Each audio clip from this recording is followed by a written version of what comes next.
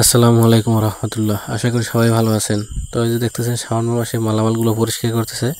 তো আমরা কখনোই মাটির মালামালগুলো আসলে ডাস্টার দিয়ে পরিষ্কার করি না।